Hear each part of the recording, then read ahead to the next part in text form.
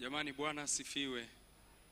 Mungu awabariki, na kwa kweli moyoni nasikia kuwapenda, nimewafurahia. Amen.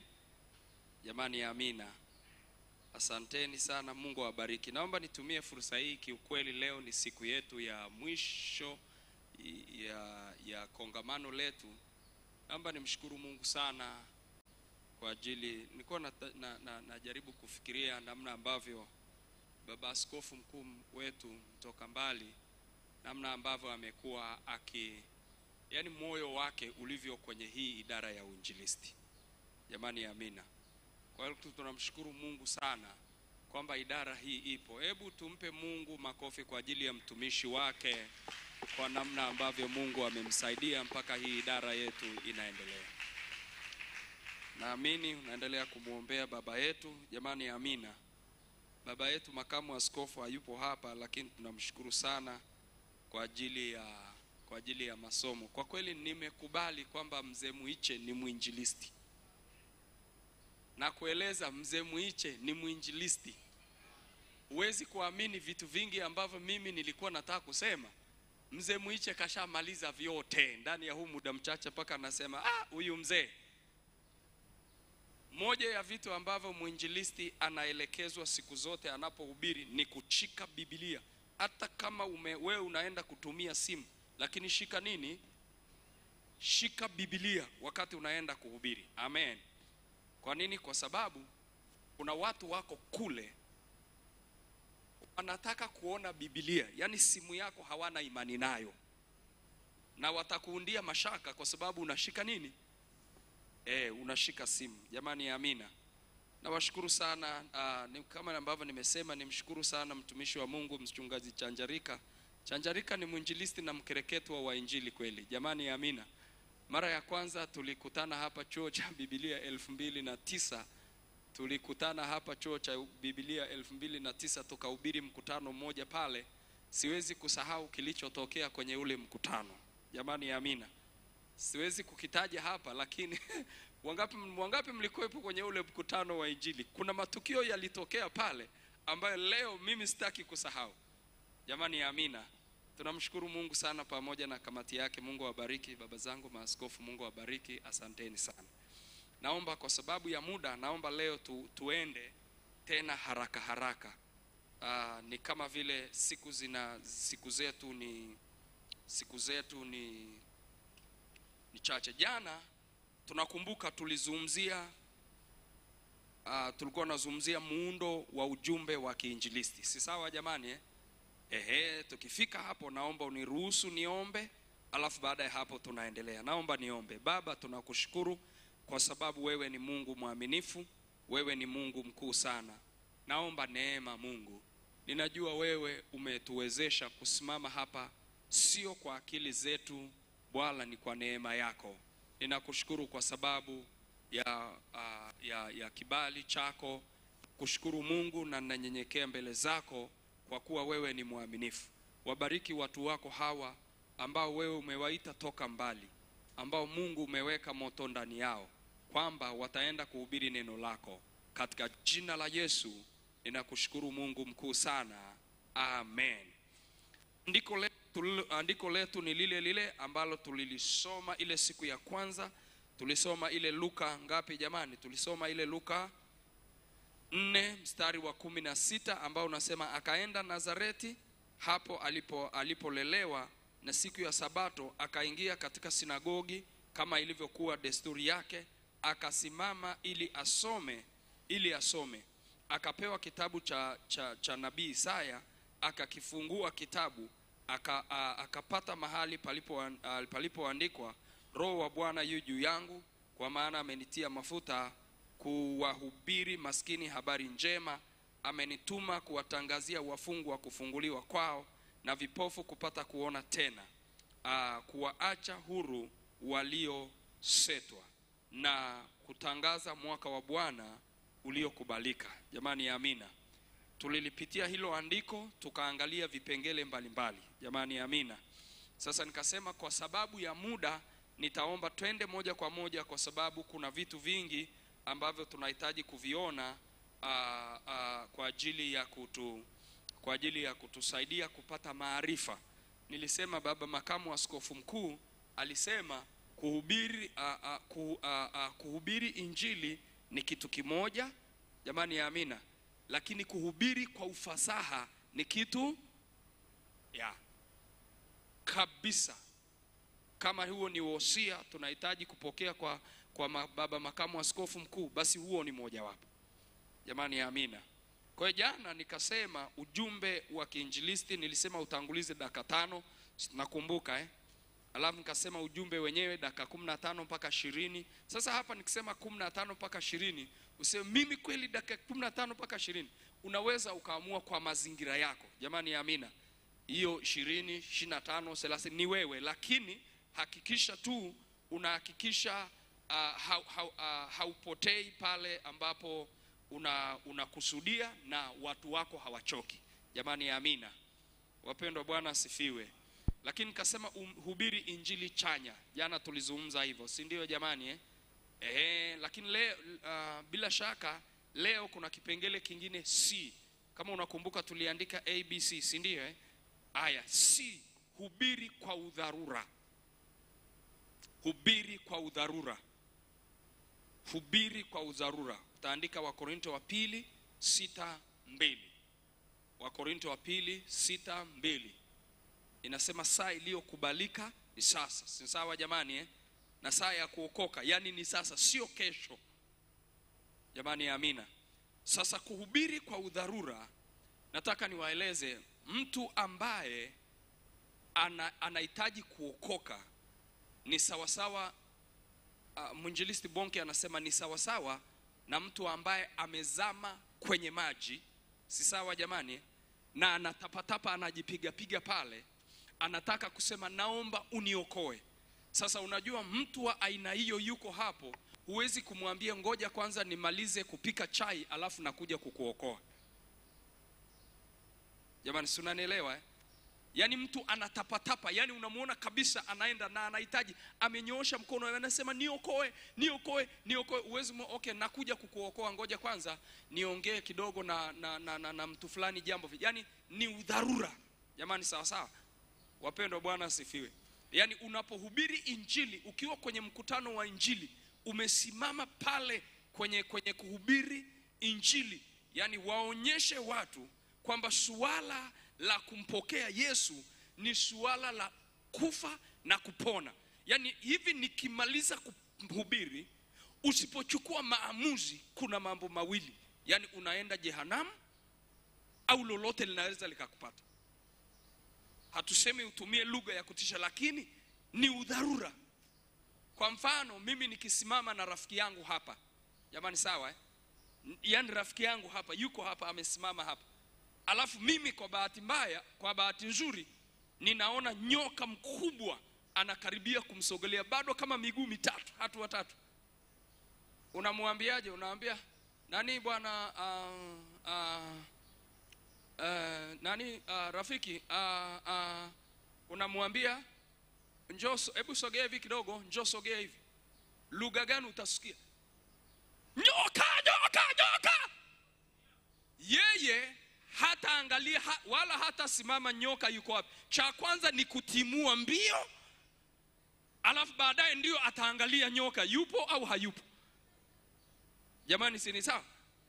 Injili tunapoihubiri, yani ihubiri kwa udharura. Jamani ya amina. Yani mtu aone, kama nilivyowaambia, tulijifunza hayo mafunzo ya injilisti miezi 5. Alafu tukatumwa, tukaenda Ghana. Tukaenda kwenye mji wa Kumasi kule Ghana. Tulipofika pale wiki 2, unahubiri mara 5 kwa siku. Unahubiri mara 5. Na mara 5 mpaka 7. Utataka kujitetea, lakini hauna ruhusa ya kutetea, maana ndio unafeli. Hapo graduation bado. Kwa hiyo unakoma, unahubiri kuhubiri siku 5 dakika 20 mara 5 mpaka 7.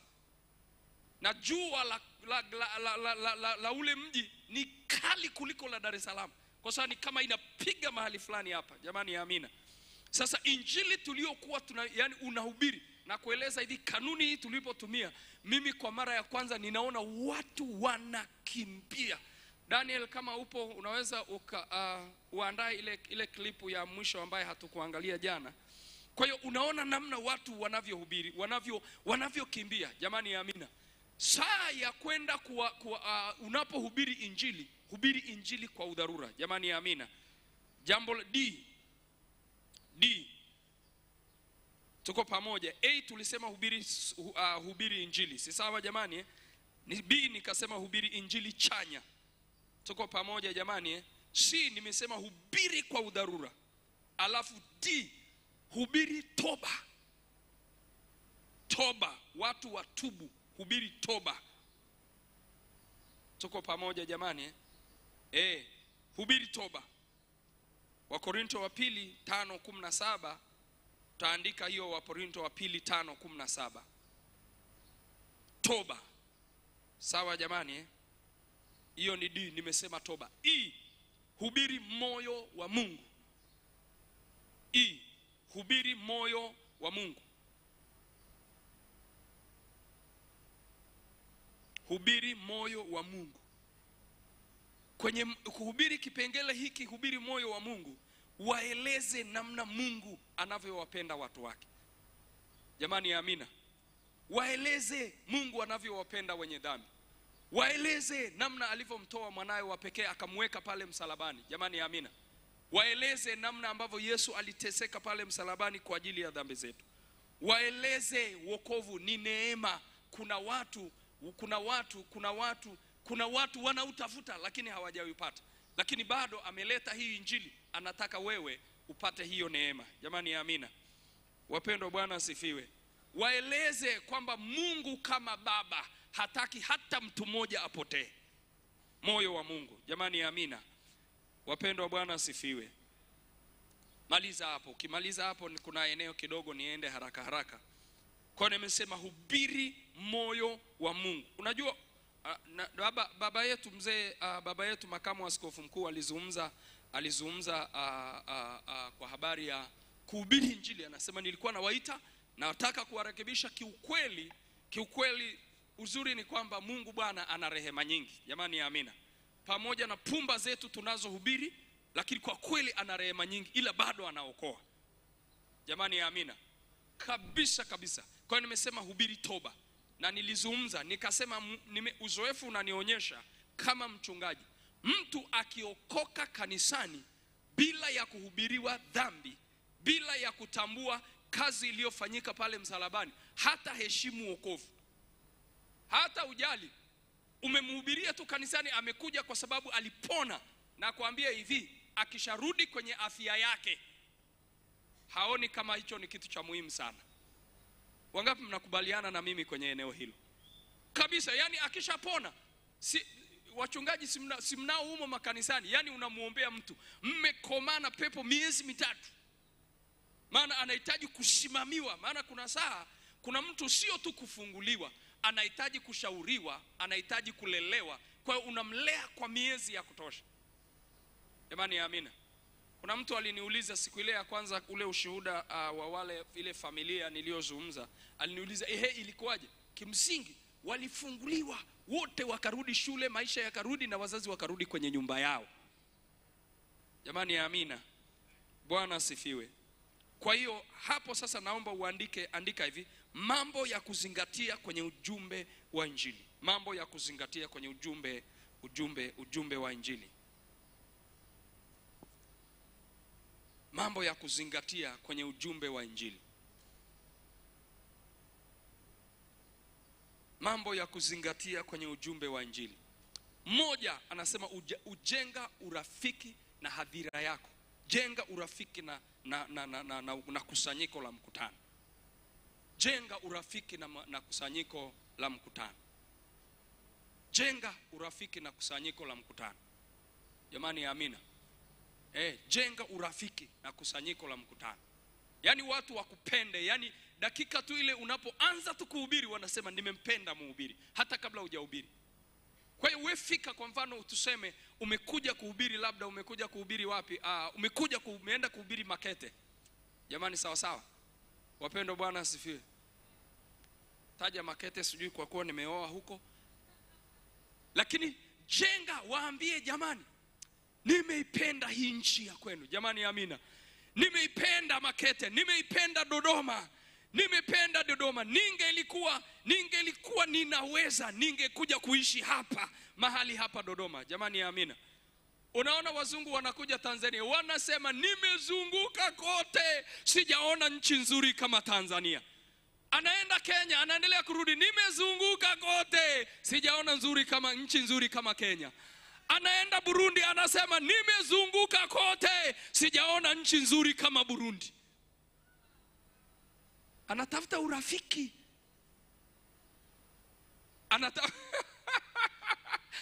Mwinjilisi anasema uongo. Tunatafuta urafiki, tunataka jamani, Bwana asifiwe.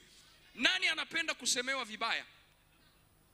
Mtu anahitaji kusema, yani waambie jamani, ninafurahi mnavyoonekana, ninafurahi mnavyopendeza, ninafurahi angalia mnavyotabasamu. Jamani, Mungu awabariki. Haleluya.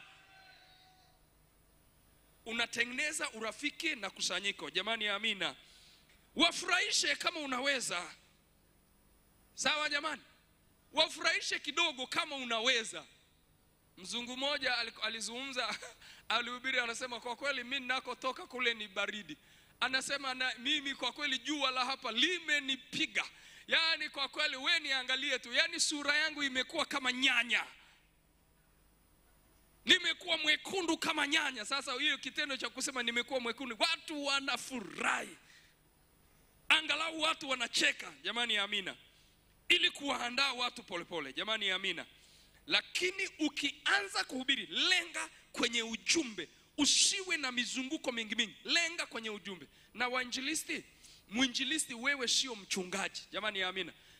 I love mzee Daniel Daudi. Huyu mzee Daudi, mwinjilisti Daudi, ujumbe wake, ninachotaka kusema hapa unajua nini? Ujumbe wa kiinjilisti, andaa jumbe zako uzifahamu. Yani kama ni 15 20, hizo ukienda kuhubiri, hubiri hizo. Kwa sababu ukihubiri ujumbe mmoja unauzoea. Jamani, amina. Alafu unapohubiri kabisa, unajua kabisa kwenye ujumbe huu ninachotaka kusema ni moja, ninachotaka kusema ni mbili, ninachotaka kusema ni tatu, ninachotaka kusema ni 4. Na ujumbe wa kiinjilisti inatakiwa hivi, kwenye kichwa chako unafahamu namna unavyoanza, na unajua kabisa mahali utamaliza, na unajua kabisa mtego wa kukamata chambo na utupia wapi. Jamani, amina. Anasema know the take off of your message and the landing of your message. Yani jua kabisa unapoanza kupaa, yani jua kabisa maneno unayoenda kuyahubiri. Sasa wewe mhubiri unaandaa ujumbe kila siku, haujui vizuri unaanza kuhangaika jukwani, ile inasumbua. Jamani, amina. Nenda ukaangalia jumbe za Bonke, ni adulterous women, Lazarus and the rich man. Umeona knocking the door, knocking the door. Yani hizo ni jumbe zako. Kwa sababu wewe mwinjilisti leo unahubiri Tabora, kesho unahubiri Mwanza, kesho kutwa kule Kagera. Yani ujumbe wako ule kwa sababu makusanyiko ni mapya. Jamani, amina. Yani tengeneza ujumbe mmoja utengeneze hata miezi 6. Lakini unaujua kabisa. Na unajua hubiri tu jumbe nyingi, lakini unajua ujumbe huu Bwana ndio nikitupa kama ndoano. Yani watu wanakamatwa, yani samaki wanatoka wa kutosha. Kamata huo ujumbe. Vijana, Bwana asifiwe. Waumbirisi vijana, Bwana asifiwe. Kamata hiyo. Tafuta ujumbe wako. Yani unajua, ngoja nikueleze, kwenye ujumbe wa kiinjilisti ni vizuri kwa sababu unahubiri dakika 30 mpaka 40. Yani unajua mpaka maneno utakayosema unaweka kichwani. Jamani, amina. Ukikutana na mtu ulihubiri Mwanza, ukakutana naye Tabora unahubiri, hiyo haikuhusu. Jamani, amina. Na uzuri neno la Mungu jamani ni jipya kila siku. Wapendwa, amina. Kwa hiyo andaa nondo zako, yani weka nondo zako za kiinjilisti. Pangilia pale, unajua kabisa jumbe zangu ni hizi hapa. Siku nyingine na mfurahi George Musa anajua jumbe zake. Na hayuko hapa lakini alihubiri mwezi wa 9 kanisani. George Musa anazijua jumbe zake. Jamani, amina. Kabisa, yani ukianza kuhubiri, ukisoma Biblia, weka Biblia pale. Ujumbe wako ukukae. Wapendwa, amina. Na alafu ujumbe wako, nafikiri labda nitasema jumbe zako, unajua lazima shuhuda pia unazozishuhudia. Usikurupuke na ushuhuda jukwani. Usikurupuke na ushuhuda uliokumbuka. Ushuhuda wako uwe unaufahamu vizuri, ili ujue ndani ya dakika 30 unafiti na nikihubiri mtu anakamatwa. Jamani, amina. Wapendwa, Bwana asifiwe. Kabisa kabisa. Kwa hiyo lenga kwenye ujumbe wako, lenga kwenye, usizunguke. Namba 3 hiyo, si ndio jamani? Sawa Aya, jambo la 4 nimeshalisema. Ujumbe wako jua unapoanza na jua unakomalizia. Namba 4 hiyo, ujumbe wako.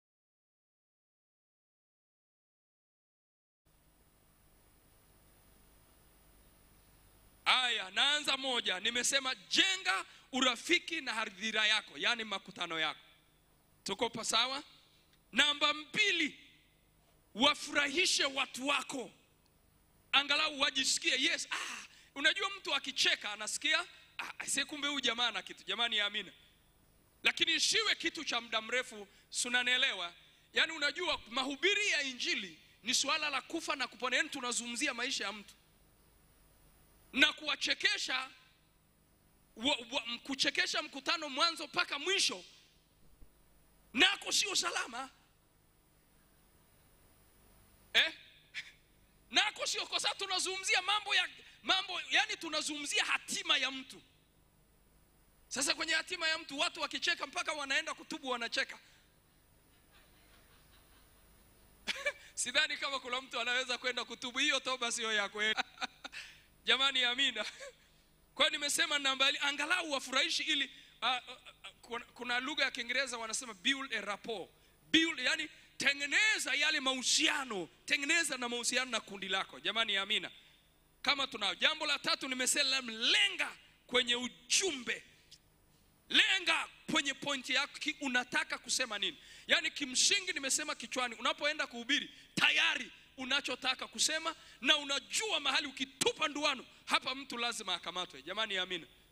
Na kuna wakati unahubiri injili watu wanakamatwa hata kabla ujumbe wako hujaisha, na watu wanaanza kukutana na Mungu. Na unajua wakati mwingine Mungu wala Mungu hasubiri tumalize jumbe zetu. Unaweza ukakuta mtu tayari analia hapo, anataka kutubu. Mimi nakueleza, ukisoma mazingira kwamba watu wako tayari kutubu, tumbia hapo nduano yako. Jamani, amina.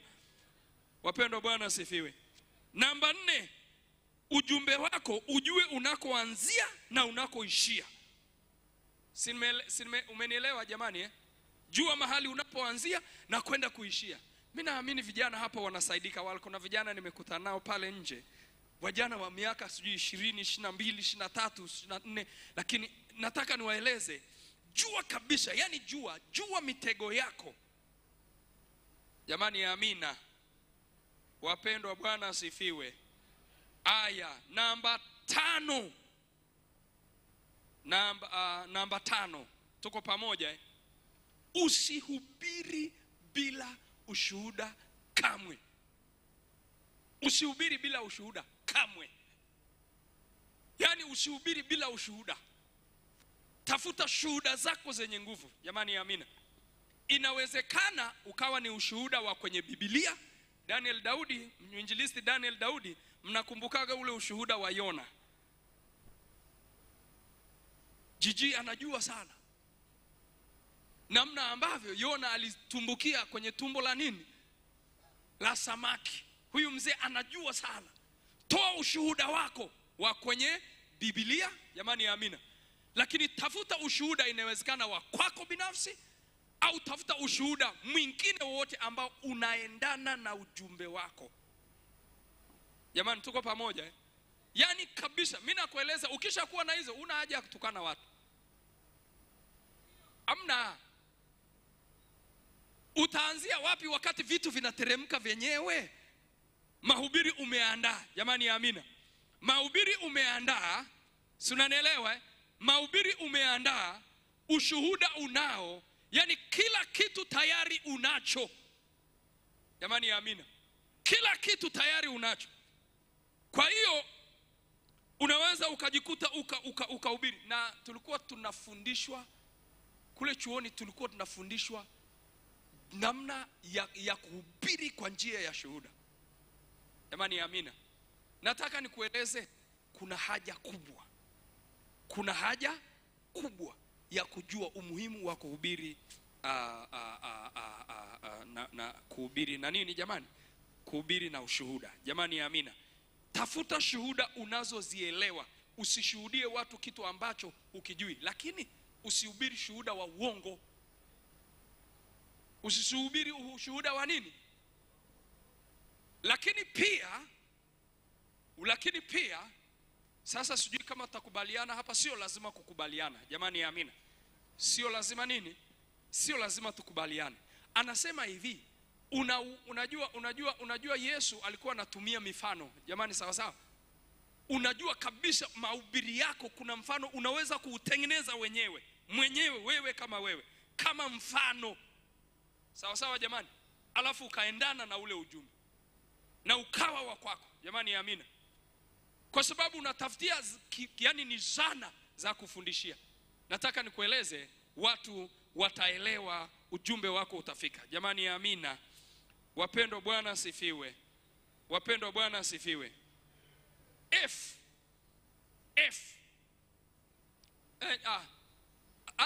Tumehama hapo, tuko kwenye F. Huku unajua nimezungumzia mambo ya kuzingatia kwenye ujumbe. Mwisho tulimaliza hubiri moyo wa Mungu. Tuko pamoja? Alafu kwa hiyo pale chini nimeeleza mambo ya kuzingatia kwenye ujumbe wako. Si sawa jamani? Tuko pamoja jamani? Andika F. Kwenye eneo la F andika jinsi ya kuita watu kwenye wito wa kutubu. Jinsi ya kuita watu kwenye wito wa kutubu. Maana ukihubiri ni lazima watu waje kutubu. Si sawa jamani? Wapendwa, Bwana asifiwe. Unajua mzee Muicha alizungumza kile kitu cha maana sana. Kuhubiri ni jambo moja. Jamani amina. Lakini kuhubiri kwa ufasaha ni jambo lingine.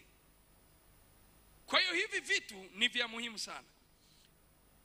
Hapa sasa kwenye kuita watu kuja kuokoka, tumia dakika 5 au 10. Daniel, upo Naomba kabla hujairusha ngoja niseme maneno machache. Wapendwa, Bwana asifiwe. Tunazungumza habari ya kuwaita watu kuja kuokoka. Si sawa jamani? Hiyo ndio kitu tunazungumza. Nataka niwaeleze, unajua kuna vitu kiukweli kumbe Bwana tunaweza kuviona ni vya kawaida. Wanasema hivi, unaweza ukahubiri vizuri. Sawa jamani? Roho akashuka, lakini watu wakashindwa kuokoka kwa sababu umeshindwa kuwaita watu, umeshindwa kutumia namna nzuri ya kuwashawishi watu waje mbele. Jamani amina. Kabisa umeshindwa kuwaita watu waje wapi? Waje mbele. Kwa hiyo hilo pia ni jambo la muhimu sana ambalo kiukweli unaweza kuhubiri ujumbe wako mzuri lakini ukashangaa watu hawaokoki.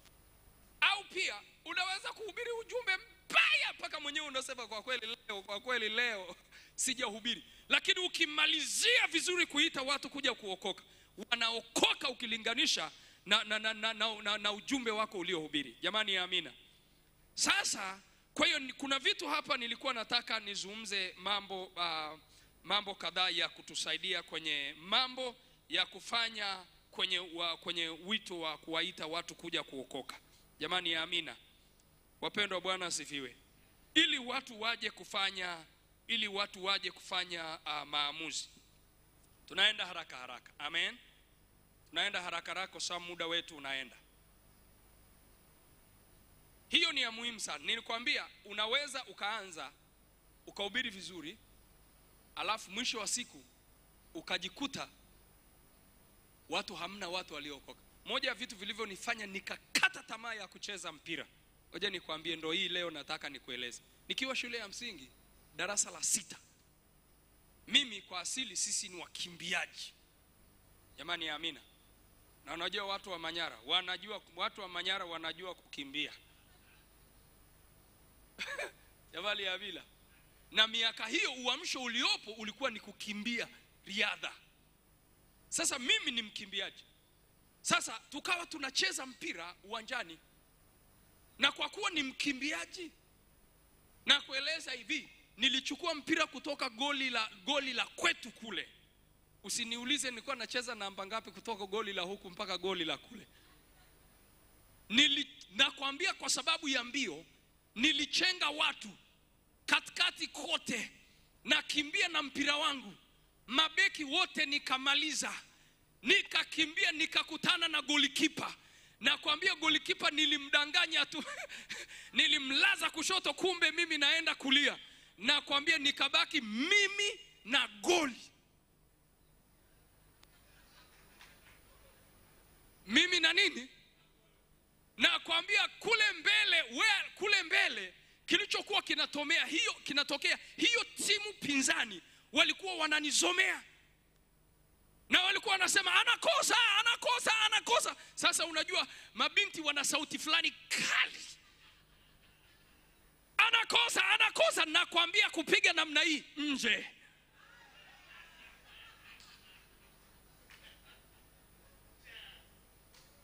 Niliondoka kichwa kiko hivi. Kuanzia pale nikasema fedheha kama hii sintarudia tena. Na darasani wanafunzi wakawa wananiambia, mzee umetuangusha. Kuanzia pale nikasema hapana. Kwa swala la kumalizia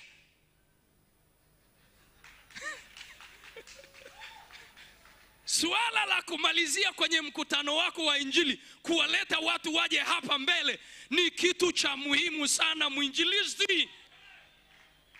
Yani hiyo pia ufanyie mazoezi. Yani kaa pale unajipanga, ninamaliziaje? Jamani, amina. Hapa kuna mambo kadhaa ambayo nitayataja haraka. Jamani, amina. Yes, nitayataja haraka. Jambo la kwanza, narudia lile udharura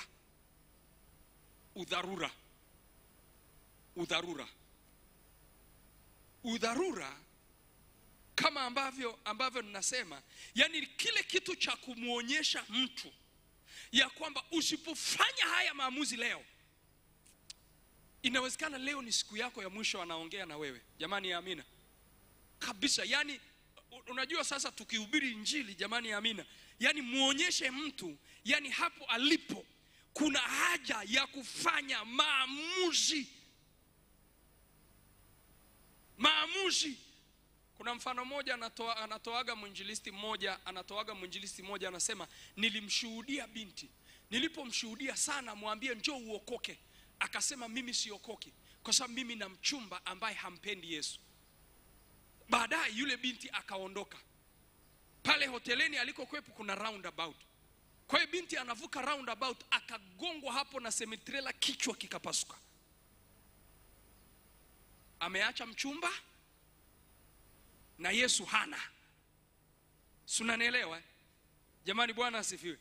Yani ninapozungumza habari ya kumalizia kwa udharura, nataka nikueleze mwinjilisti wetu George Musa. Nazungumzia watu ambao nimewasikia, wanajua Mtinda, naye anaijua hiyo kitu. Ile kumalizia, yani ile finishing, nataka nikueleze kumalizia ndio mahali pa kufa na kupona. Jamani, amina. Yani hiyo panga, jua kabisa unahitaji kusema nini. Usiende pale hujui utasema nini. Yani jua kabisa ninachotakiwa kusema hiki. Mfano nao takiwa kusema ni huu na huu na huu. Jamani amina. Wapendwa, Bwana asifiwe. Kwa hilo nimezungumzia mfano wa ukiona nyoka. Ukiona nyoka uweze kumwambia sogea hivi kidogo. Sogea. Hamna cha sogea hivi. Unapiga sauti, kelele ya mwisho. Wapendwa, amina. Yule mtu ataokoka. Binti yangu moja tulivamiwa ndani na vibaka. Wakati naenda tumehamia kwenye nyumba yangu huko pembeni kwa nje kabisa ya mji, alafu kwa nyuma kuna uwazi. Nilipofika pale tulipoishi, kwa sababu hakuna, ni magrili tu nimeweka, hakuna cha dari, hakuna cha nini, nimeingia tu vile. Siku hiyo tukavamiwa na vibaka. Vibaka hawakuchukua chochote sebuleni. Inaonekana walikuwa wanatafuta chumbani kwangu. Sijui walikuwa wanatafuta nini, maana kulikuwa na vitu vya maana. Walichukua tu simu zangu zilikuwa pale sebuleni, wakazima sola, wakajikuta wameingia kwenye chumba cha binti kule, alafu wamechukua kisu. Wamemshikia kisu binti. Wanamwambia ukipiga kelele unakufa. Kwa hiyo wakaondoka. Wanaambizana hayuko kwenye chumba hiki, wanakuja kwenye chumba changu. Binti yule akafanya kitu cha udharura. Alikusanya sauti, akasema kama ni kupigwa kisu acha nipigwe kisu, lakini baba lazima ajue kuna kitu kinaendelea kimo humu ndani. Alijikusanya, unajua sauti ile, alisema baba! Nyumba yote iliitika. Na wale wa jamaa mbio walioitimua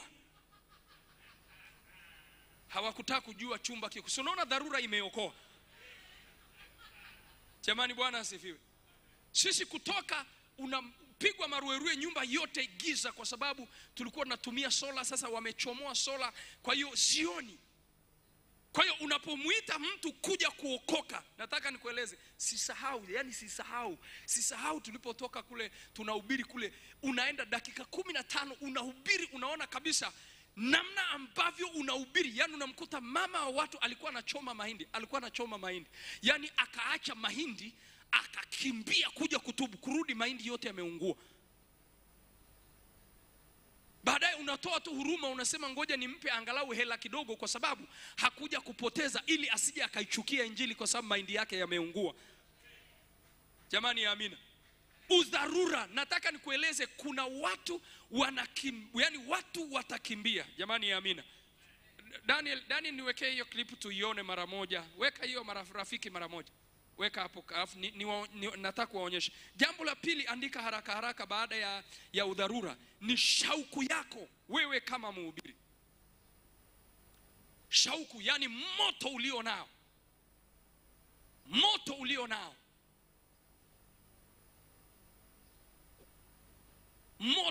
nao. If you are ready, iruhusu kama uko tayari. Moto ulio nao kwenye eneo hili, weka ndani hiyo mara moja kama iko sawa. Haya, jamani, amina. Ngoja nieleze huyu mhubiri hapa. Kama kuna watu mmeshawahi kuona, kuna mtu mhubiri anaitwa Steve Hill. Kwa uamsho uliotokea Marekani mwaka wa 96, 97, 98 mpaka 2000, kuna pale Orlando, Florida, kuna mahali panaitwa Pensacola. Pale Pensacola kulitokea uamsho ambao ulitikisa Marekani yote.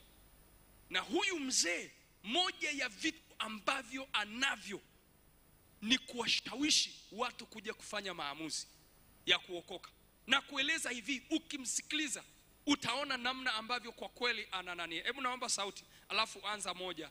Ingawa ni Kiingereza, najua hatuwezi kusema, lakini nataka kuona vile watu wanavyokimbia. Haya, twende. Our relationship with Jesus. If you're going to stand there in the pew and say, I'm going to take care of this later, friend, you are dead wrong. That is pride, and that itself will damn your soul. That's what took Lucifer down from heaven, is pride. If you're saying, I'm going to do this on my own, in my own secret place, what are you ashamed of Jesus? Are you not going to confess him? He will confess you if you'll confess him. He won't be ashamed of you if you won't be ashamed of him, friend. Besides, he was crucified on Calvary naked for you. For you. What's the big deal about walking from the balcony down here? He did all that for you, and you can't walk 20 feet? He did all that for you in the chapel, and you can't walk 50 feet down to the altar and get prayer? No, sir, friend. It's time to get right with God. It's time, young people, children, grandpas, mom and dad, uncles and aunts, anyone in this room that's away from God, the door tonight is wide open. This is a chance for you, friend, of a lifetime, and for some of you, it's your absolute last chance. I believe that with all my heart. You are going to harden your heart. It's going to be so hard, the Lord won't be able to get through, friend. Don't harden your heart. Let your heart melt and say, Holy Ghost, I've had it with this life. I want forgiveness. I want to come clean. I want to be as white as snow. I want to live a different life. Ooh.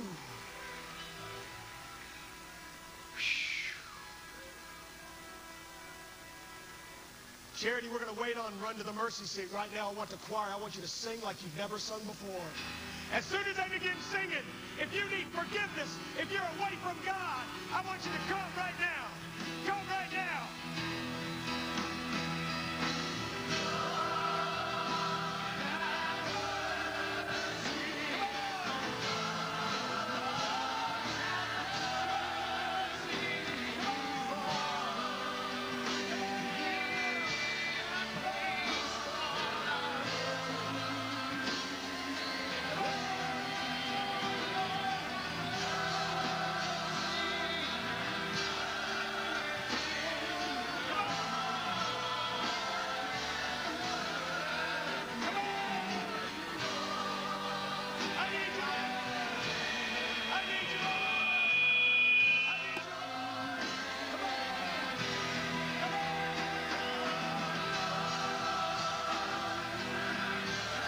Inatosha nani?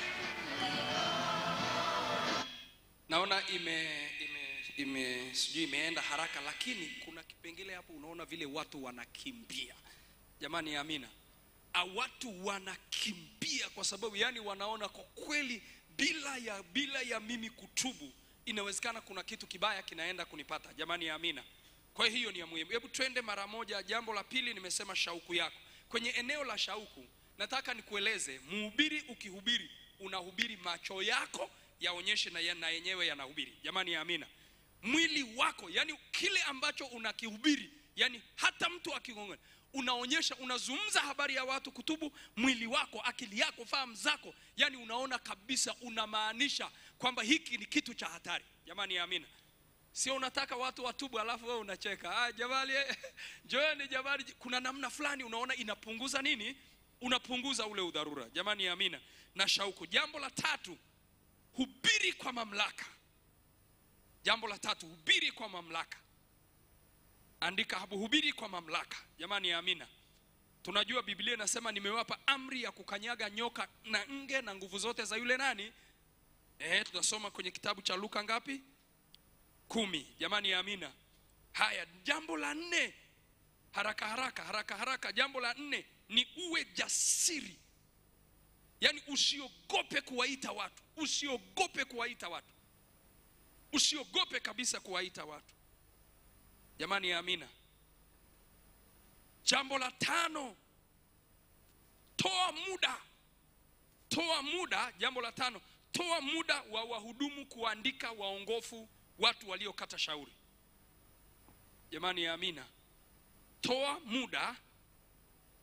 Kutoa muda kwa wahudumu kuandika watu waliokata shauri. Si sawa jamani, Na ikiwezekana usianze maombi. Of course maombi hayapo hapo. Yani maombi bado hatujafika eneo la maombi. Lakini usiwape nafasi. Yani ikiwezekana usianze kuombea. Jamani, sawa Wape tupate mavuno. Jamani, sawa Watu waandike, kwa sababu unajua wainjilisti kuna jambo moja ambalo wanasema hivi. Wanasema wakati wa kuita watu kuja mbele. Jamani, amina. Mungu huwa ana tabia, yani Mungu anaheshimu sana. Ngoja niwaulize swali. Wangapi mnakubaliana na mimi unaweza kuhubiri mkutano wa injili dakika 40 hakuna hata mtu yoyote aliyedondoka pale? Sawa jamani? Lakini saa ya kuwaita, ukiwaita tu wakaja hapa, hata kabla hujaanza kuondoka, hata hujaongea, unasikia pale ding kadondoka, pale dung kaangu, pale dung kaangu, hapa dung, pale dung. Wangapi tunakubaliana na mimi hilo? Kuna mahusiano makubwa sana unapowaita watu waje mbele. Jamani amina. Na kuambia, ingawa Mungu anaingilia popote, Mungu anaingilia popote, hata kule, hata kabla hujaanza kuhubiri, yeye anaanza kufanya kazi. Jamani amina. Lakini Mungu anaheshimu ile kazi yako unayofanya, maana amekupa. Jamani sawa sawa. Kwa hiyo ukiwaita pale mbele, ndio yeye pia anashuka. Kwa hiyo tunapofika mahali, unapoenda kuombea watu pale, kuwaongoza sala ya toba, ni vizuri mwinjilisti, masikio yako ya kiroho, jamani ya amina, na macho yako ya kiroho yatenge na mazingira. Jamani ya amina. Sikiliza Mungu anasema nini, jamani ya amina. Na macho yako yawe wazi, macho yako yaone, yani macho yako yaone kabisa nini kinaendelea. Jamani sawa sawa.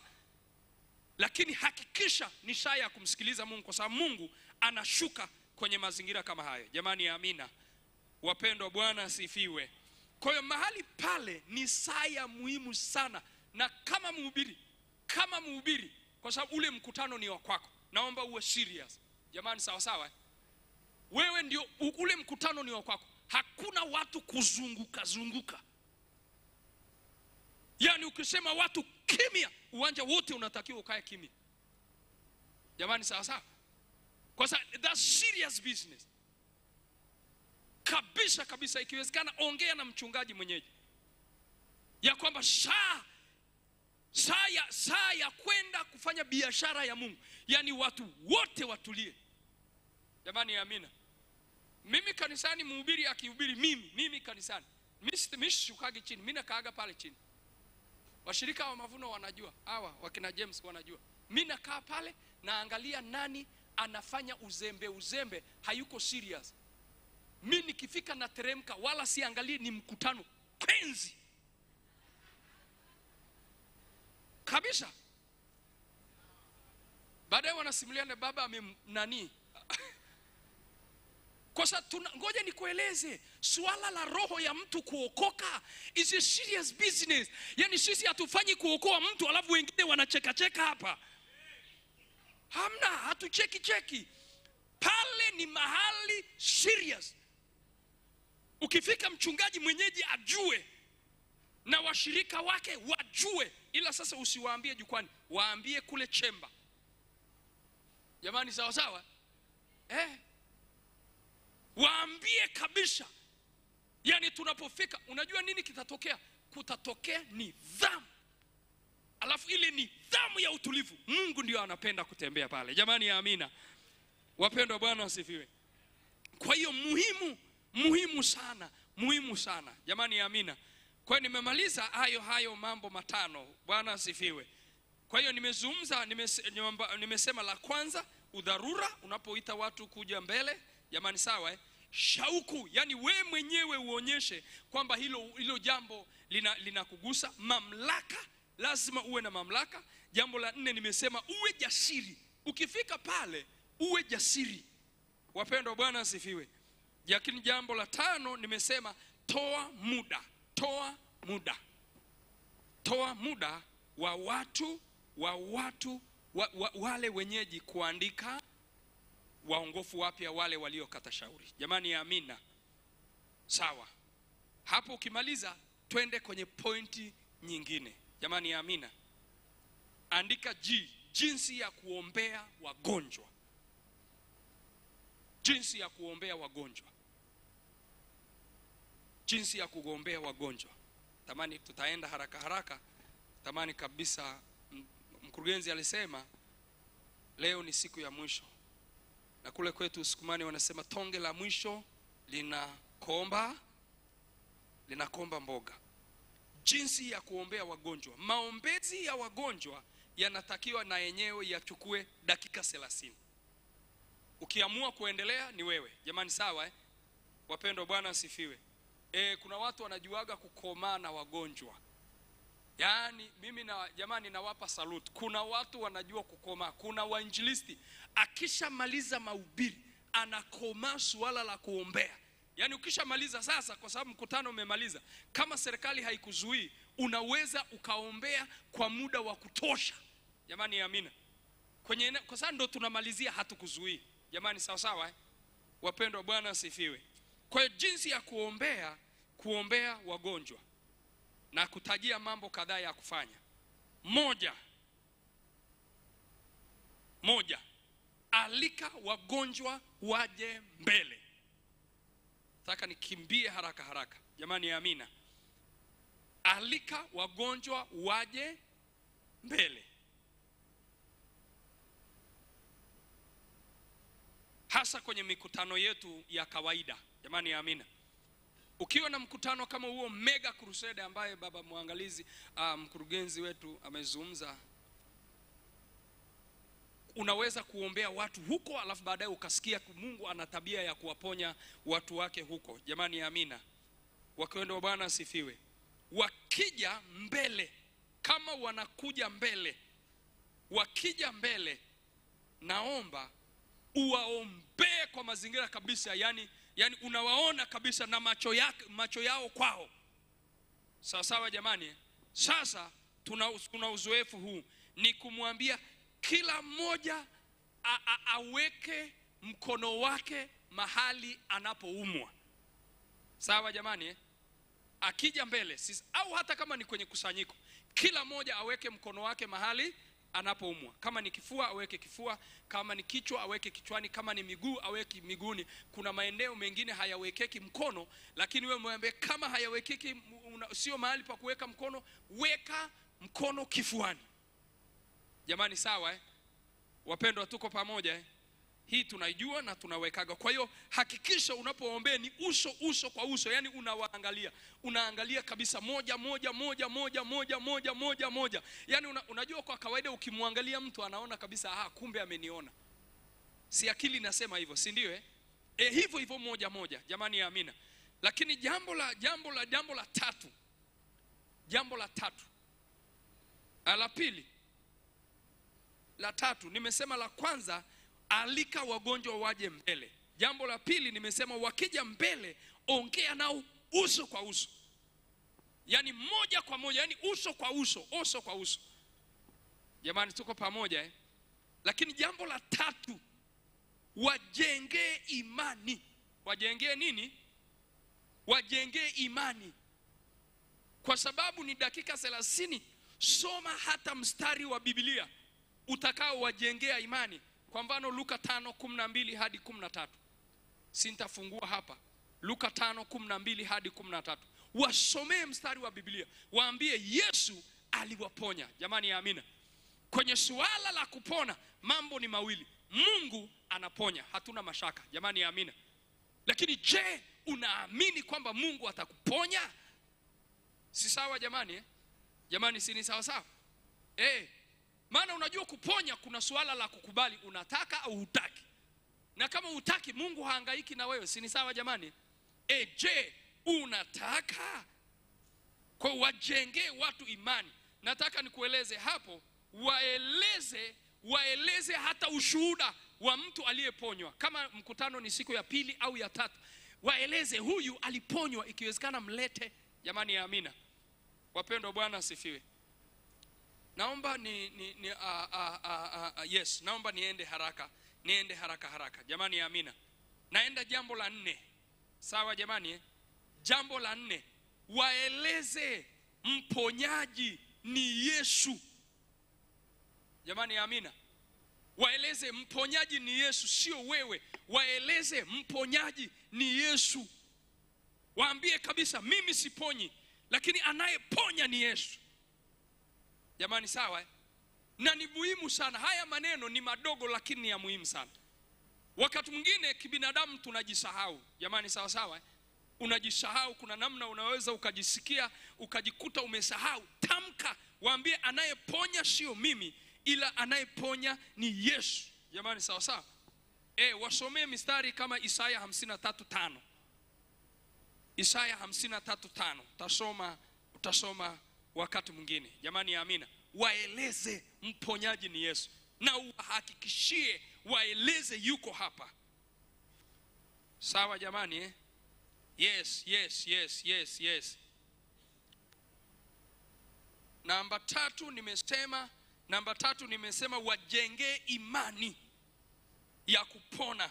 Nikasoma Luka 5:12 hadi 13. Haya. Namba 4 nasema waeleze kwamba mponyaji ni Yesu. Bwana Yesu asifiwe, watu wa Mungu. Ukishafika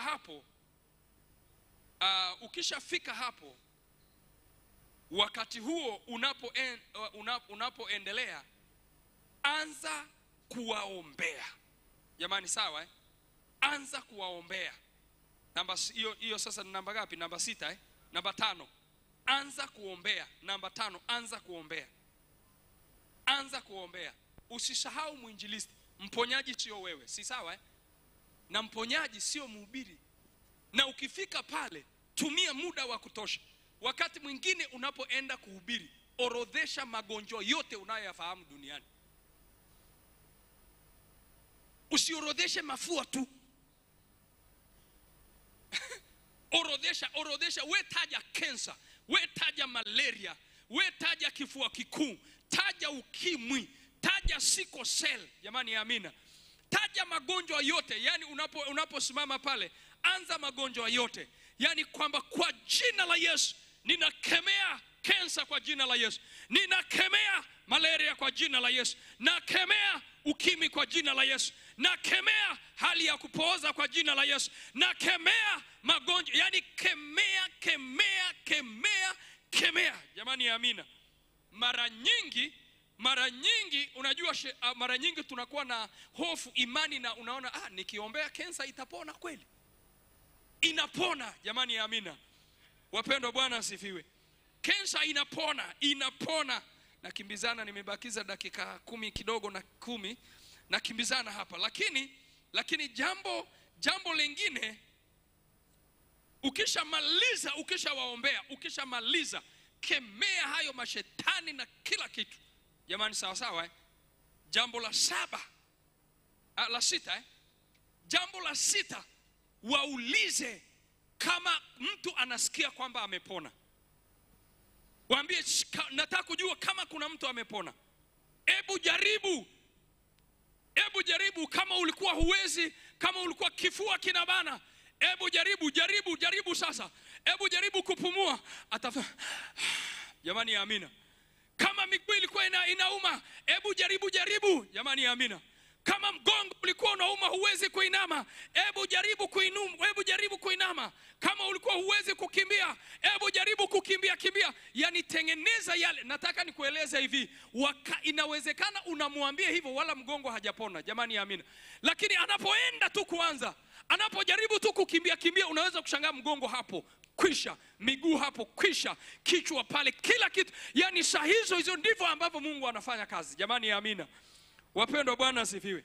Msisahau niliwaambia jana, sisi wa Afrika injili tunaihubiri. Jamani, narudia tena, sisi wa Afrika injili tunaihubiri. Yani injili tunayo. Jamani amina. Isipokuwa ni kile tu kitu ambacho baba alituambia, wosia ule. Jamani amina. Kwa hiyo waonyeshe kwa vitendo kama Mungu amewaponya. Jamani amina. Mwingine huyu atajaribu, ataona sasa hapa ni kitu cha muhimu sana. Namalizia jambo la mwisho. Nilisema G, si sawa jamani Wapendwa, Bwana asifiwe. Nilisema G, si sawa ambapo ndio nilikuwa nazungumzia maombi kwa ajili ya wagonjwa. Si sawa jamani Haya. Nikitoka G tunaenda sasa H. Jamani sawa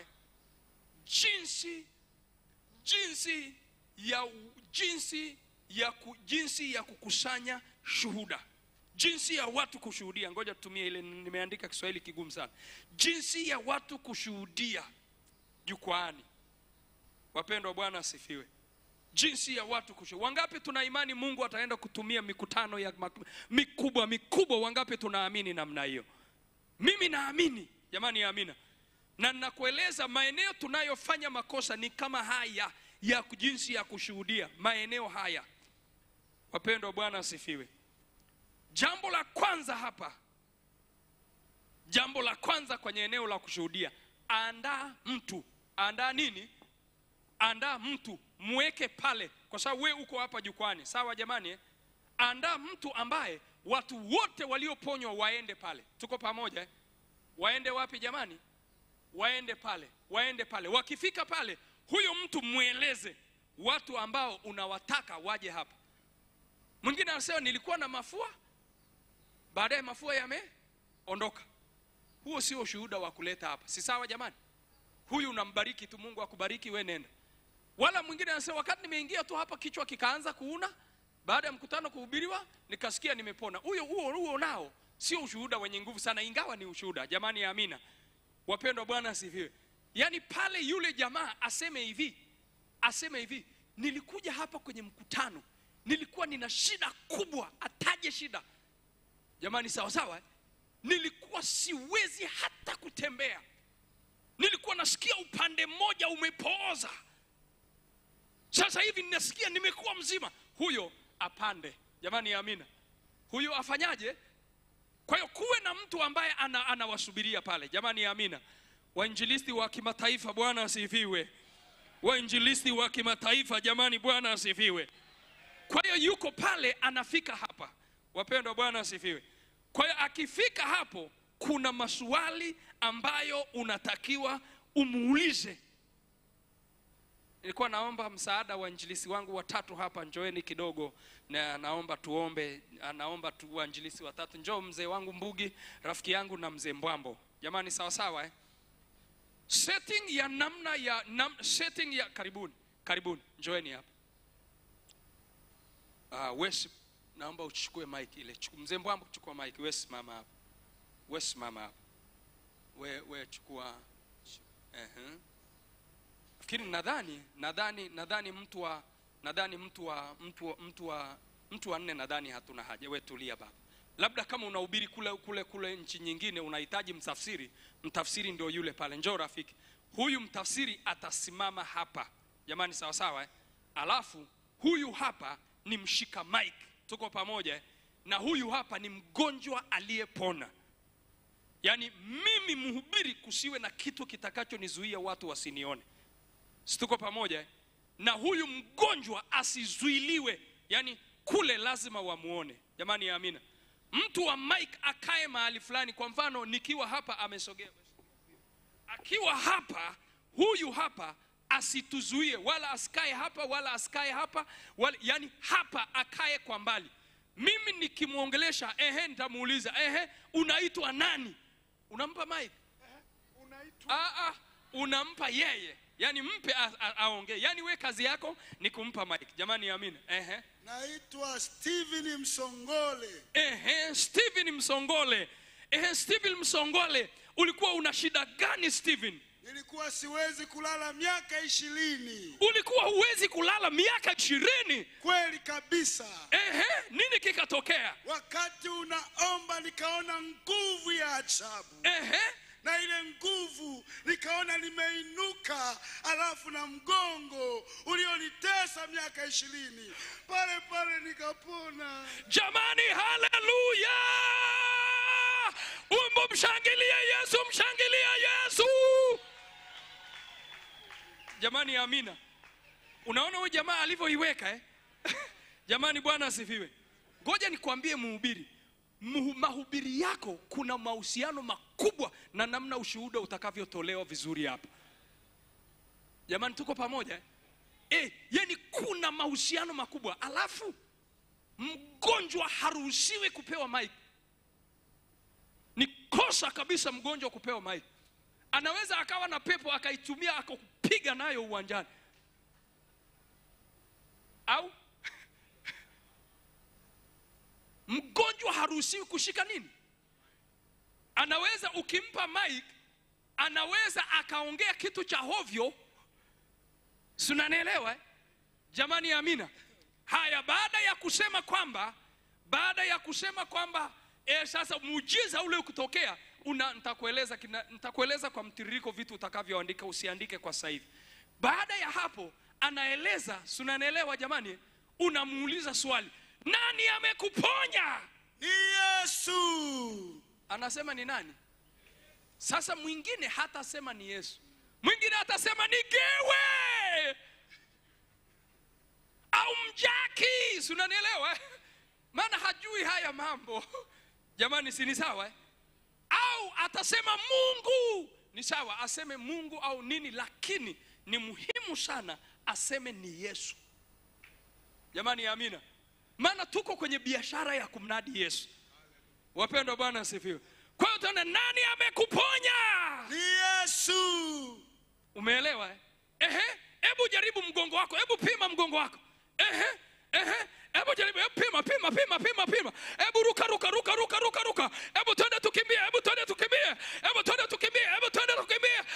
tukimbie. Alafu unageukia watu unasema jamani, haleluya. Umati unazizima. Jamani, amina. Wapendwa, Bwana asifiwe. Moto unafanyaje? Jamani, amina. Asanteni, Mungu awabariki. Naomba niende sasa, tunarudi kwenye kuandika. Jamani, amina. Jambo la kwanza nimesema andaa mtu. Si sawa jamani? Ili usije ukaletewa watu wa hovi ambao watafanya ushuhuda wako hata usiwe na nguvu. Si sawa jamani? Jamani, si ndiye? Jambo la pili sasa ndo tunaandaa. Kwa hiyo maswali ya kumuuliza wakati wa ushuhuda. Tuko pamoja? Si nimesema huyo mtu anayetoa ushuhuda asishike mic kabisa. Kwa hiyo maswali ya kumuuliza. Jambo la kwanza, jina lako nani?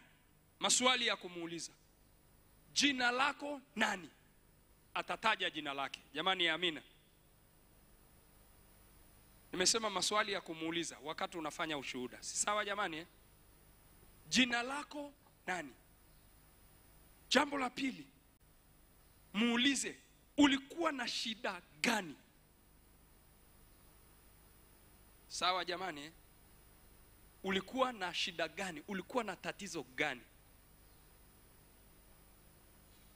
Unajua wakati tunafundishwa hivi vitu bwana, mimi nilikuwa na hivi vitu vya kawaida tu, hivi vitu vya kawaida tunavijua bwana hivi. Jamani, amina. Lakini nataka nikuambie, ukienda kwenye uwanja wa mkutano vina maana sana, ni vidogo sana. Sawa jamani? Haya, jambo la tatu, swali la tatu, muulize hivi, ulienda wapi na wapi kupata msaada wa tatizo lako? Muulize ulienda wapi na wapi kupata msaada wa tatizo lako. Muulize ulienda wapi na wapi kupata msaada wa tatizo lako. Unajua atasemaje? Atasema nimeenda hospitali, atasema nimeenda Muhimbili. Jamani, amina. Atasema nimeenda Benjamin Mkapa, atasema nimeenda hospitali ya Ikungi, atasema nimeenda wapi na wapi. Unajua sasa ukizungumza hivyo, akitaja hayo maeneo, watu wanasema hivi kumbe shida ilikuwa kubwa. Si unanielewa? Jamani, amina. Akimaliza hapo atasema baada ya pale nilienda kwa mganga huyu, nikaona hanisaidii, nikaenda kwa yule, nikaenda kwa yule. Yani ile kitu bado inatengeneza vitu fulani kwenye ufahamu wa mtu. Si sawa jamani?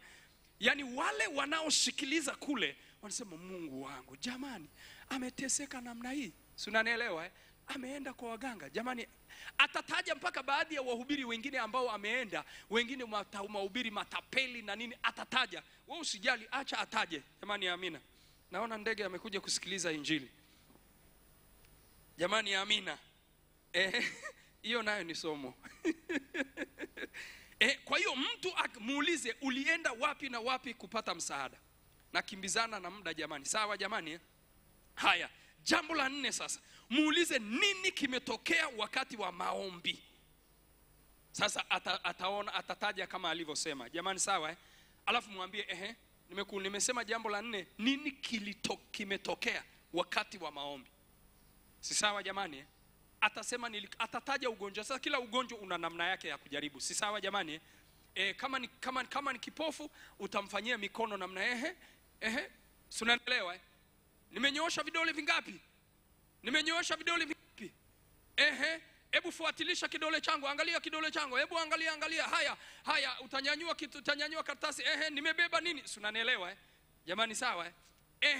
Kwa hiyo hata kama ni kuongea atasema baba, sema baba, atasema baba. Si sawa jamani?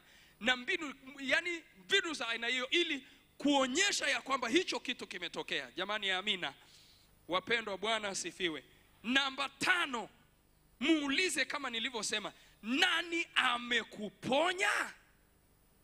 Muulize nani amekuponya, kwa sababu tuko kwenye biashara ya kumtukuza Yesu. Jamani, sawa sawa Nani amekuponya? Atatamka maneno mengi mengi, atasema Yesu, atasema Mungu, atataja jina la mhubiri, atasema chanjarika, yani vyovyote atataja. Lakini wewe mrudishe kwenye mstari, mwambie aliyekuponya ni nani? Yesu. Jamani ya amina, wapendwa, Bwana asifiwe. Sasa kwenye nani amekuponya, nani amekuponya, akisema Yesu, jamani ya amina, wafanye umati kule uchangamke. Jamani, makofi kwa Yesu, makofi kwa Yesu. Wapendwa, Bwana asifiwe. Napoenda kumalizia, Bwana asifiwe, napoenda kumalizia hapa, watu washangilie. Tuko pamoja Alafu unapoenda kumaliza, kitu cha kumalizia, namba 6. Sawa jamani Namba 6, mwekee mikono, mbariki. Jamani sawa Mwekee, atajisikia vizuri sana. Jamani sawa Atajisikia vizuri, mwekee mikono. Mwekee mikono. Haya, kama hajapona, namba 7. Namba 7, kama hajapona.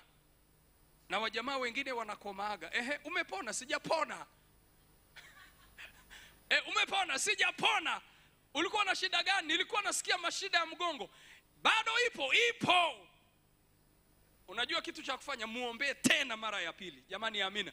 Mwekee mikono. Maana hata Yesu alimuombea mtu hakupona, sasa ilibidi arudie tena kumuombea. Si sawa jamani? Muombe tena. Ukimuombea akisema umepona, atasema bado sijapona. Jamani sawa sawa?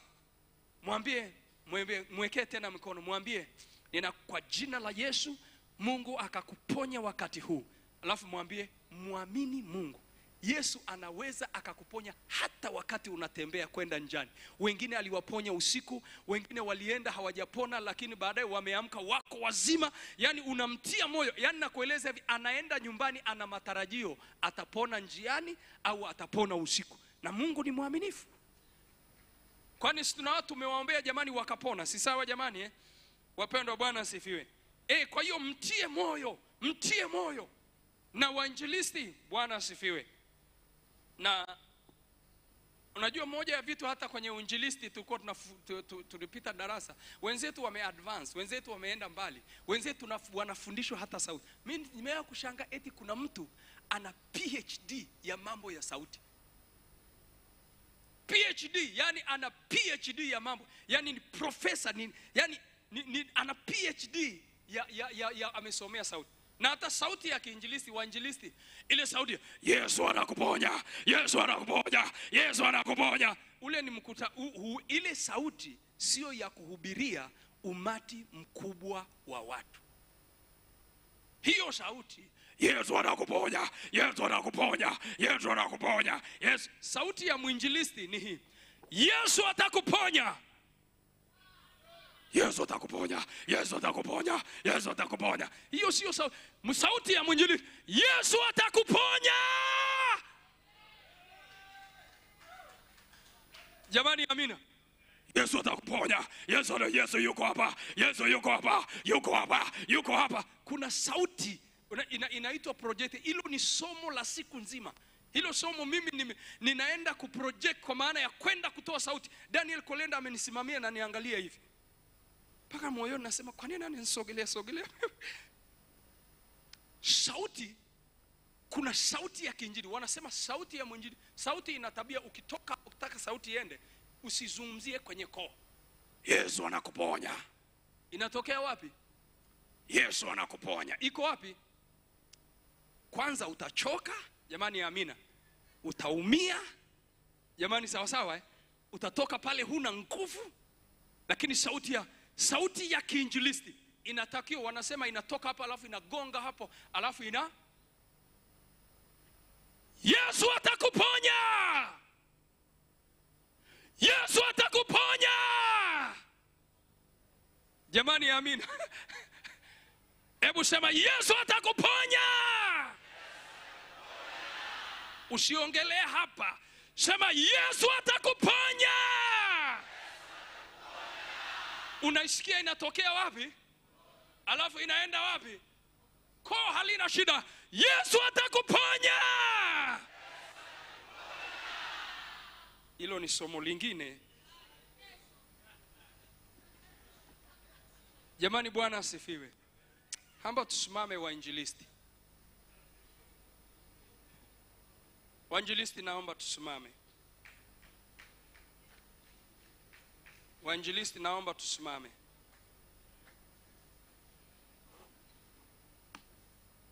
Naamini Mungu atakusaidia. Jamani, amina. Ile sauti ya Yesu atakuponya, Yesu atakuponya, Yesu, kuna wakati mwingine watu hawaielewi. Au sina maana ya kuwaonea ya kuwafanya watu wajisikie vibaya. Asante praise. Ile sauti kuna wakati watu hawakuelewi. Lakini toa sauti ile ya kwako. Jamani, sawa Tunapoenda kumaliza nafasi, tunapoenda kumaliza wakati huu, jamani, amina. Wainjilisti, naomba tutulie, naomba tusitoke, tunaenda kumalizia. Wainjilisti, namalizia ndani ya dakika chache. Wainjilisti, nilisema hivi, Mungu kuna kitu aliweka kwenye moyo wa askofu mkuu. Jamani, amina. Ili kwamba wainjilisti wazaliwe. Ili kwamba Tanzania inayoongezeka kwa haraka idadi ya watu na idadi ya wainjilisti wenye kuleta matokeo iongezeke. Jamani, amina. Nataka nikueleze wainjilisti. Kila siku shetani anafanya bidii sana usihubiri injili. Narudia kusema, kila siku shetani anafanya bidii usihubiri injili.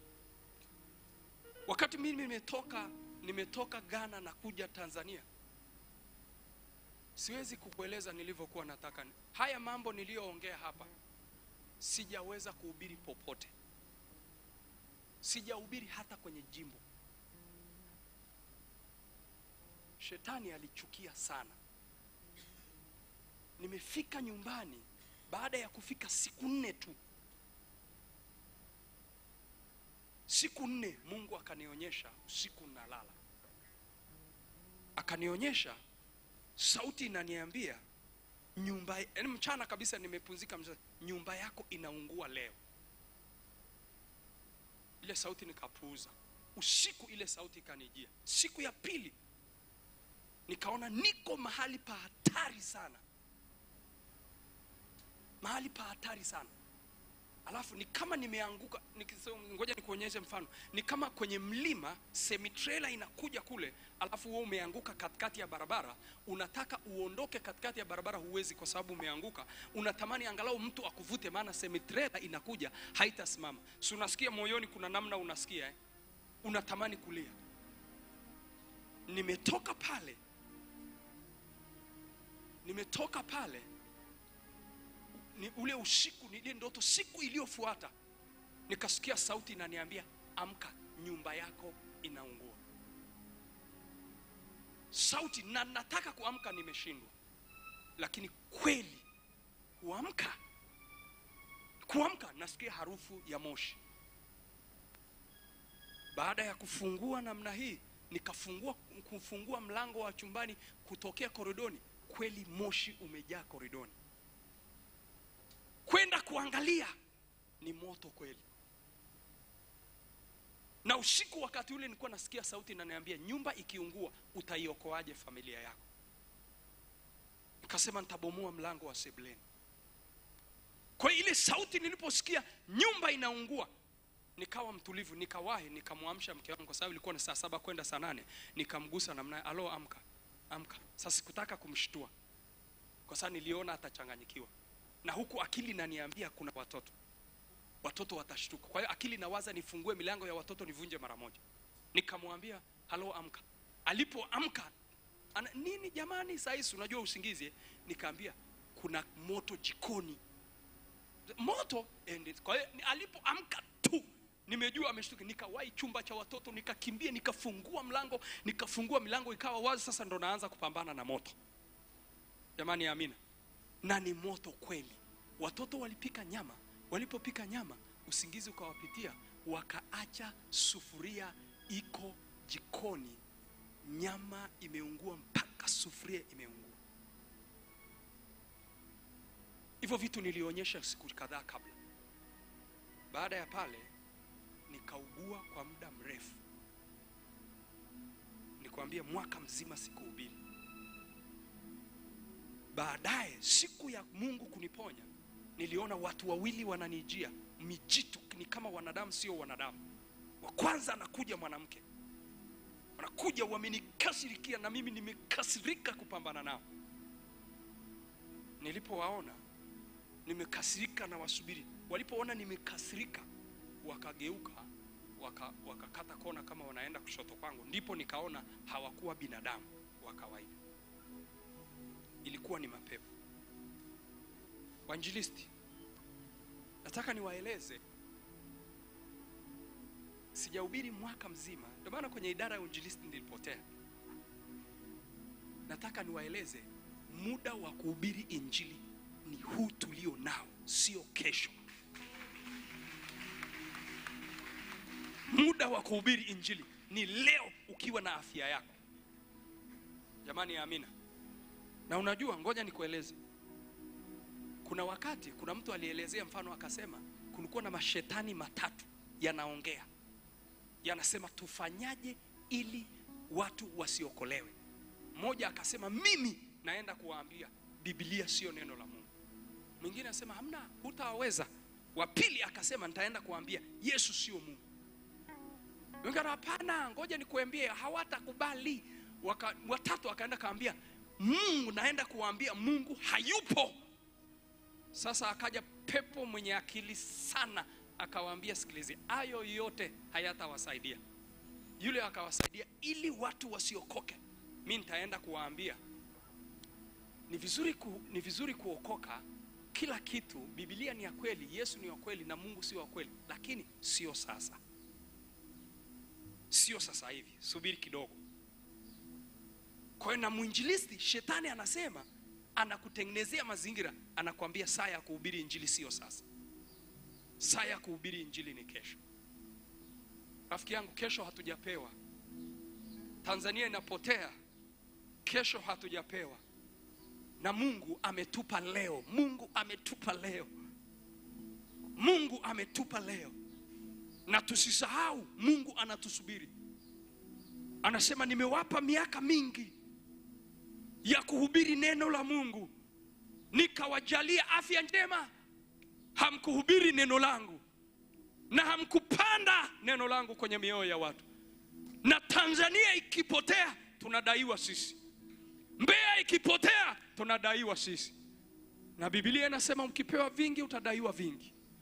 Na sisi tumefundishwa mahali hapa, my friend, ni wakati wa kuchukua hatua. Ni wakati wa kuondoka na kusema, ninaenda kuamua na hakuna kitakacho nifanya nihubiri kesho. Naanza kuhubiri leo. Ninaanza kuhubiri leo. Inawezekana ulikata tamaa ya kuhubiri injili. Rafiki, inawezekana ulikata tamaa ya kuhubiri injili. Leo nataka wewe ambaye ulikuwa unahubiri injili, umesahau ya kwamba kupanda injili ni kupanda mbegu, na mbegu itaota. Ukipanda mbegu, sio lazima wewe uvune. Kuna wengine watakuja kuvuna. Nataka nikueleze hivi, kama ulikata tamaa, leo nataka kuombea waliokata tamaa. Wale ambao kwa namna moja walisikia wamekata tamaa, ninaomba njoo hapa. Baba zangu, ninyi Mungu ndio amewakusudia. Yani shetani alidanganya. Na leo tunasema hapana, tunasema hapana. Hebu mwambie Mungu, ninaomba ukanisaidie, naomba unisaidie. Inawezekana kuna namna unasema, nimehubiri sijaona matokeo. Rafiki, matokeo yamerekodiwa kule mbinguni. Matokeo yamerekodiwa kule mbinguni. Yamerekodiwa. Mkutano wako ule haukuwa wa bure. Kuna leo watu bado wanaokoka. Yes, bado wanaokoka kwa sababu ya ile injili uliyohubiri. Pesa zako hazijapotea, bado zipo.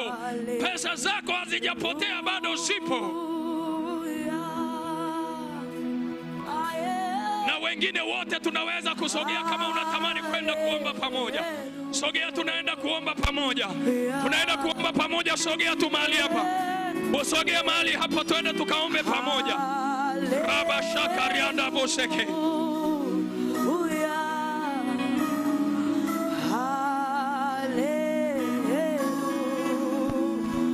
Mungu anaenda kututumia.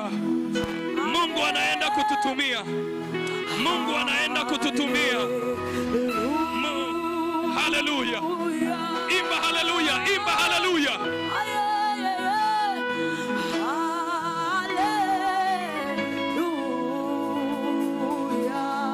Yesu yuko mahali hapa. Yuko mahali hapa. Yuko mahali hapa.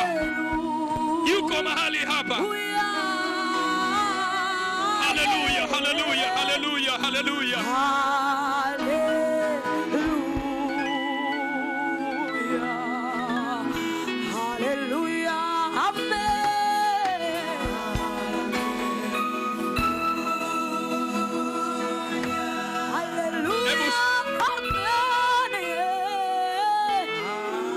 Wakati huu tunapoenda mbele za Mungu wa injilisi, hebu sema maombi haya. Hebu sema, Baba, ninajua kabisa siku zangu za kuishi duniani sio nyingi, na mbele yangu nina kazi kubwa. Yesu, ninaomba unifanye kuwa chombo kikubwa cha mavuno.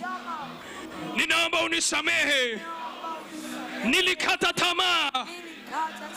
Yesu, kuanzia sasa ninaenda kuwa mpanzi, na ninakusihi mbegu nitakayopanda, Bwana ikaote. Bwana ikaote. Bwana ikaote.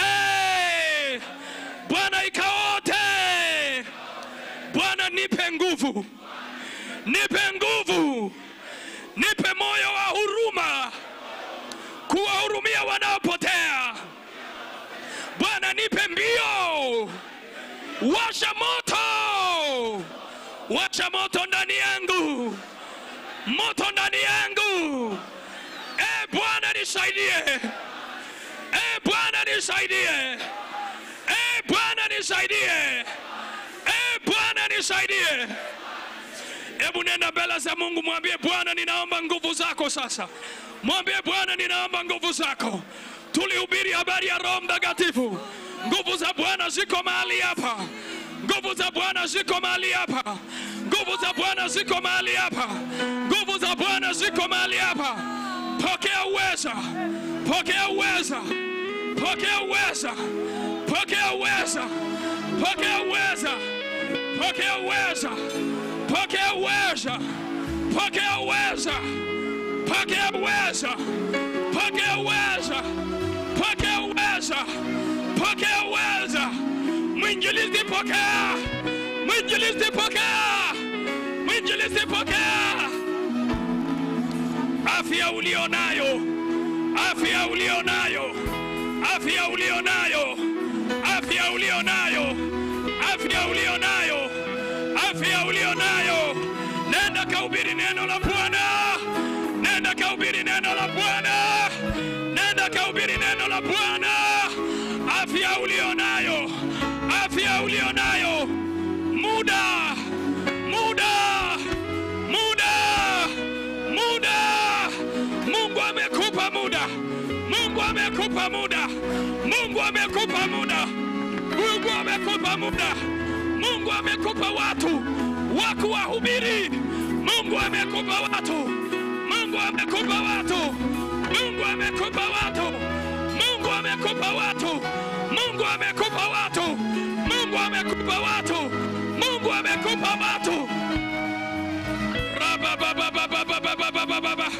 Bwana shusha moto. Bwana shusha moto. Moto wa Roho wako Mtakatifu. Moto wa Roho wako Mtakatifu. Moto wa Roho wako Mtakatifu. Bwana, moto wa Roho wako Mtakatifu. Bwana, watembelee watu wako. watembelee watu wako, watembelee watu wako, watu wako, watu wako. Pokea mwinjilisti, pokea mwinjilisti, pokea mwinjilisti, pokea mwinjilisti, pokea mwinjilisti, pokea mwinjilisti, pokea mwinjilisti, pokea mwinjilisti, pokea mwinjilisti, pokea mwinjilisti, pokea mwinjilisti, pokea mwinjilisti. Riba karianda masheke, robo shokorianda masaka, shaindo bose kerende rebe koria, reba kande bashakarianda rabashaka, shanda rabashekerende besheke, raindo boshokoria bakasika, shenda rabasika no boshoko, sheria bakasekerende besheke, sheria bakasika randa bashaka, raibo konde bashikaria rabosheke, robo korianda rabasheke, shanda rabaseke ndebe shoko, sharia bakasinda bashaka. Kwa jina la Yesu, kwa jina la Yesu, kwa jina la Yesu. Bwana kutana nao, Bwana kutana na watu wako. Bwana kutana na watu wako, kutana na watu wako. Bwana kutana na watu wako, kutana na watu wako.